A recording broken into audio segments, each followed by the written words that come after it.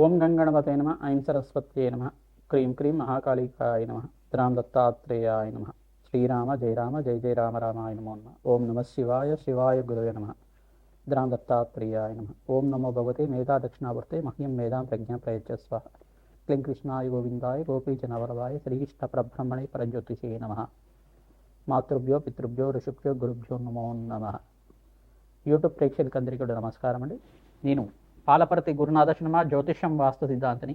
మీకంతా కూడా ప్రధానంగా ఇప్పుడు చెప్పబోయే టాపిక్ ఏంటిదంటే పూర్వజన్మం మరియు కర్మ సిద్ధాంతం అంతా కూడా. పూర్వజన్మం అంటే ఏంటిది, పూర్వజన్మ నుంచి వచ్చిన కర్మ సిద్ధాంతం అంతా కూడా ఏ రకంగా జ్యోతిష్యంలో అంతా కూడా వివిధ మేషాది ద్వాదశ రాశుల వాళ్ళకి కర్మం అంటే ఏంటి, కర్మ సిద్ధాంతం అంటే ఏంటి, పూర్వజన్మలో చేసుకున్న కర్మ సిద్ధాంతం అంటే ఏంటి సంపూర్ణంగా విశ్లేషణ చేయడం జరుగుతుంది. మీకు లగ్నం తెలిసి ఉంటే లగ్నాన్ని చూసుకోండి. జన్మ లగ్న వశాత్తు ఈ యొక్క గ్రహస్థితి ఉంటాయి కనుక ఈ యొక్క కర్మల ప్రభావం వల్ల దైవ ఆగామి సూచిత సంచిత ప్రారంభ కర్మలు అని చెప్పేసి అంటారు అన్నమాట. అంటే పూర్వజన్మలో చేసుకున్న కర్మశేషం కానీ ఈ జన్మలో అనుభవించాల్సిన కర్మం కానీ మనం చేసుకున్న కర్మలైనా కానీ అంటే పూర్వజన్మలో చేసుకున్న కర్మలైనా కానీ ప్రధానంగా ఎటువంటి కర్మలకంతా కూడా కర్మ సిద్ధాంతం ప్రకారంగా ప్రతి ఒక్క మానవుడు అంతా కూడా కర్మని అంతా కూడా సంపూర్ణంగా అనుభవించి తీరాల్సిందే.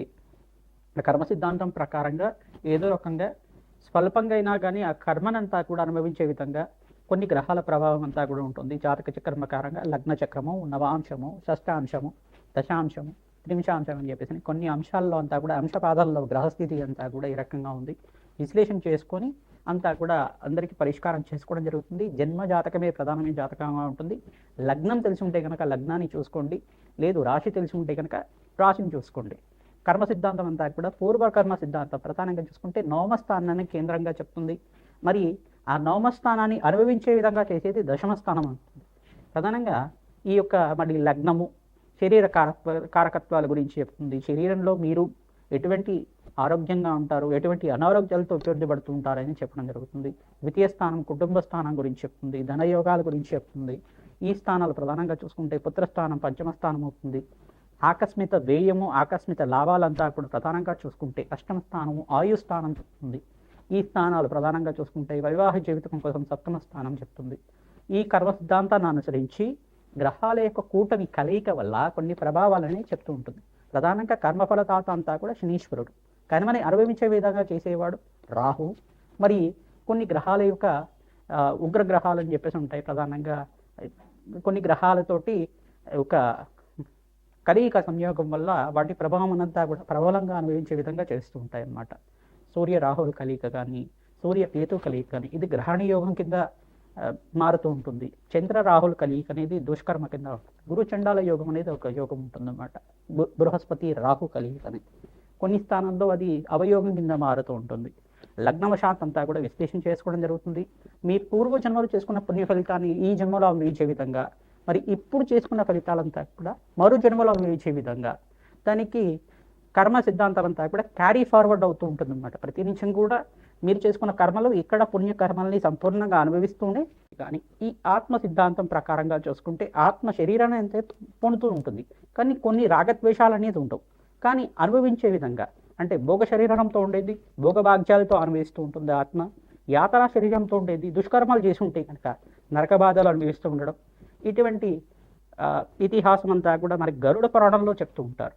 కొన్ని శాస్త్ర ప్రామాణికంగా అంతా కూడా చెప్పడం జరుగుతుంది. కర్మ సిద్ధాంతం అంతా కూడా ఈ రకంగా ఉంటుంది. మేషాది ద్వాదశ రాశుల వాళ్ళకి ఎటువంటి గ్రహాల యొక్క స్థితిగతి సంయోగం వల్ల జన్మజాతకం ప్రకారంగా దానికి ఎటువంటి పరిష్కారం చేసుకోవాలి, పూర్వజన్మలో చేసుకున్న దుష్కర్మల నుంచి బయటపడాలన్నా పుణ్యకర్మల నుంచి మీరంతా కూడా మోక్ష జ్ఞానాన్ని పొందాలన్నా ఎటువంటి పరిష్కారం అంతా కూడా ఆచరించాలి.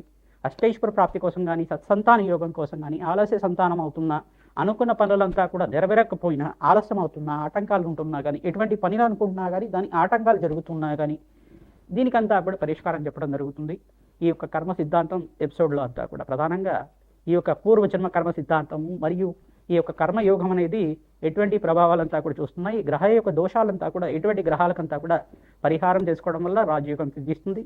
సంపూర్ణమైన ఆనందమైన జీవితం జీవించిన తర్వాత అష్టైశ్వర ప్రాప్తితోటి ఆనందమైన జీవితం జీవించిన తర్వాత మోక్ష జ్ఞానం పొందే విధంగా ఎటువంటి పరిహారాలంతా కూడా ఆచరించాలి, ఎటువంటి కర్మల వల్ల ఎటువంటి కర్మలు వస్తున్నాయి అనేది క్లుప్తంగా విశ్లేషణ చేయడం జరుగుతుంది. మీనరాశి మీనలగ్న జాతకులకి ప్రధానంగా చూసుకుంటే పూర్వజన్మ కర్మ సిద్ధాంతం అనేది ఏ రకంగా ఉంటుంది, కర్మయోగము పూర్వజన్మ కర్మ సిద్ధాంతం ప్రకారంగా కర్మలు అనేవి ఏ రకంగా ఉంటాయి విశ్లేషణ చేయడం జరుగుతుంది. ప్రధానంగా చూసుకుంటే ఆగామి సుచిత సంచిత ప్రారంభ కర్మ అనేది కర్మలు ఉంటాయి. మాతృ రుణం, పితృ దైవ రుణం, ఋషి రుణం, మాతృ రుణం అనే రుణాలు అనేవి ఉంటాయి అన్నమాట. ప్రధానంగా చూసుకుంటే మీనరాశి మీనలగ్న జాతకులు లగ్నం తెలిసి ఉంటే కనుక లగ్నాన్ని చూసుకోండి, లేదు మీనరాశి తెలిసి ఉంటే కనుక రాశిని చూసుకోండి. ప్రధానంగా జాతకరీత్యా మీకు జన్మజాతకం ప్రకారంగా లగ్నాధిపతి, పంచమాధిపతి, నవమాధిపతి, ద్వితీయాధిపతి, దశమాధిపతి, సప్తమాధిపతి, అష్టమాధిపతి ఈ స్థానాలన్నీ కూడా కర్మయోగాన్ని అనుభవించే విధంగా ఇచ్చే గ్రహాలన్నమాట.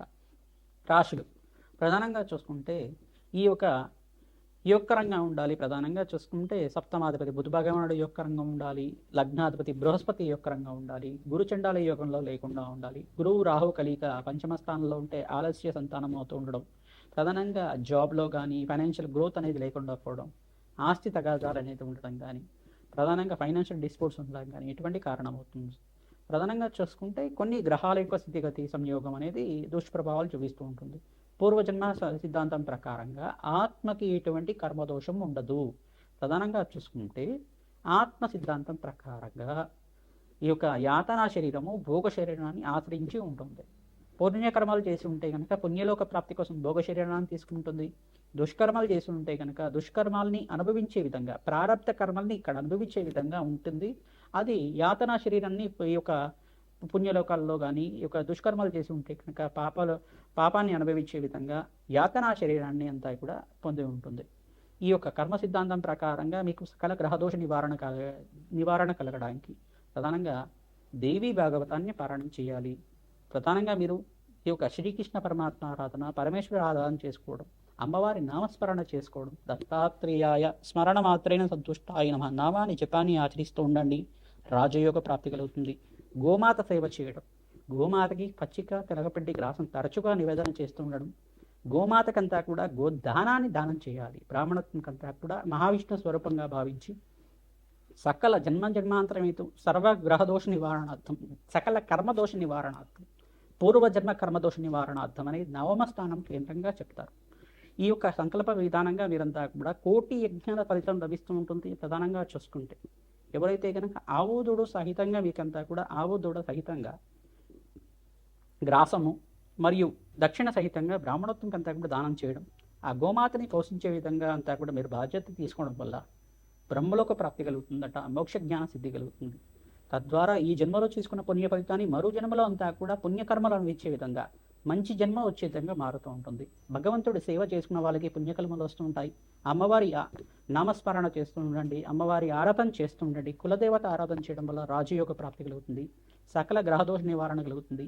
రాజశ్యామల యజ్ఞాధిగతులు, చండీ హోమాది కార్యక్రమాలు, బగలాముఖి శాంతి హోమాది కార్యక్రమాలు, కమలాత్మిక మూలమంత్ర సహితంగా శ్రీ సూక్త మూలమంత్రాలంతా కూడా హోమాది కార్యక్రమాలు విశేషమైన ద్రవ్యాలతోటి మీకంతా కూడా ఆచరించడం వల్ల రాజయోగ ప్రాప్తి కలుగుతుంది, మోక్ష జ్ఞానం లభిస్తూ ఉంటుంది, అష్టేష్ ప్రాప్తి లభిస్తుంది.